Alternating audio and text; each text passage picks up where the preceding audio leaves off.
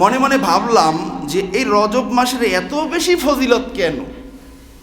আমি অনেক চিন্তা ভাবনা করে পড়াশোনা যা করছি তাতে একটাই কারণ পাইছি, সেটা হলো রজব মাস আর কোনো মাস নয়, এটা হলো ওই মাস যেই মাসে সাইয়্যিদুল মুরসালিনকে আল্লাহ তাআলা তার নিজস্ব মহলে মেহমান বানিয়ে নিয়েছিলেন।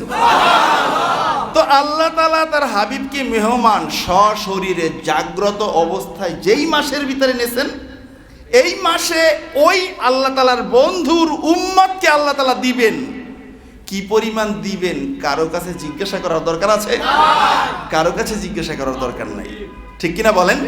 এই কারণে হাদিসে আসছে যে আলা ইন্না রজাবা শাহরুল্লাহ, এই রজব মাস হলো আল্লাহর মাস। রজব মাস কার মাস?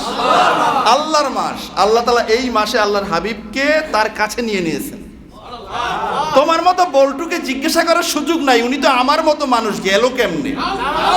তো কোরআনে আছে বাইতুল মাকদাস পর্যন্ত, এইটাই মানি, বাকিটা মানি না। তুমি মানো আর না মানো, তোমার মানায় কিচ্ছু আসে আর যায় না। এই মাস আল্লাহর মাস, আল্লাহ তার হাবিবকে তার নিজস্ব মহলে নিয়ে নিয়েছেন, আর এর কারণে তার উম্মতের মর্যাদাও আল্লাহ বাড়িয়ে দিয়েছেন, ঠিক কিনা? তুমি মানলেই কি না মানলেই কি, ঠিক কিনা বলেন? তাহলে আল্লাহ তাআলার হাবিব বলেছেন, এই হাদিস এই কিতাবেও আসছে। আমি এটা ফটোস্ট্যাট করে আমি নিয়ে আসছি, পুরো 6 পৃষ্ঠায় ব্যাপক আলোচনা। এই 4 জুমা ব্যাপী যদি আলোচনা করি তারপরেও আলোচনা শেষ হবে না। এখন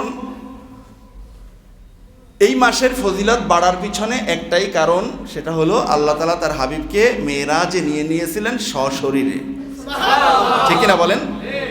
আবার কতগুলো পাপী আছে বলে যে ঠিক আছে বাইতুল মাকদাস পর্যন্ত তো কোরআনে আছে, এটা তো মানলাম, এরপরে আপনারা চিল্লাপাল্লা করেন এই কারণে এর পরেরটাও মানলাম, তবে এটা মানবো না যে গিয়ে আল্লাহকে দেখছেন, এটা মানা যাবেই না। অথচ ইমাম আহমদ ইবনে হাম্বল রাহিমাহুল্লাহ তাআলা, ওনাকে একবার প্রশ্ন করা হলো, উনি 10 লক্ষ হাদিসের হাফেজ ছিলেন। মুসনাদে আহমদ আমার বাসায় আছে, বিশাল কিতাব, ফ্লোর থেকে আমার মাজা পর্যন্ত বিশাল কিতাব, এরকম বড় কিতাব মুসনাদে আহমদ।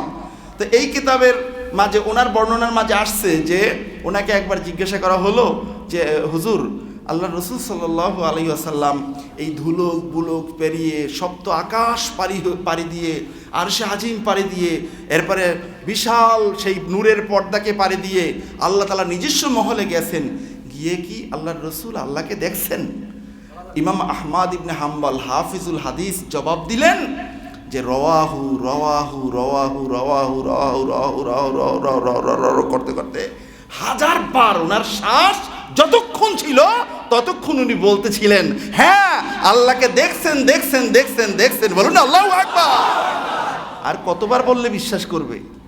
ওনার এক শ্বাসে যতবার বলছেন আল্লাহকে দেখছেন। আল্লাহকে যদি নাই দেখেন আল্লাহ নিলেন কেন ওখানে, ঠিক কিনা বলেন? তাহলে এই মাসে, যেই মাসে আল্লাহ রাব্বুল আলামিন তার হাবিবকে দিদার দিয়েছেন, এই কারণে গোটা পৃথিবীতে যারা তাসাউফপন্থী তারা এই মাসকে খুব বেশি মূল্যায়ন করে। সুবহানাল্লাহ বলেন।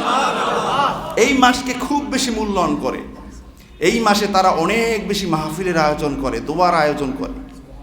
তার কারণ এই মাসে আল্লাহ রাব্বুল আলামিন তার হাবিব সাল্লাল্লাহু আলাইহি ওয়াসাল্লামকে আকাশে উঠিয়ে নিয়েছেন। দিদারের মাস, এর চেয়ে বড় নিয়ামত আর কিচ্ছু হতে পারে না।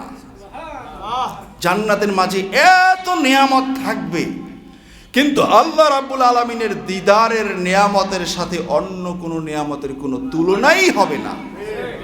যে যে জান্নাতে থাকুক না কেন, আল্লাহ তাআলার দিদারের সাথে কোনো তুলনাই হবে না।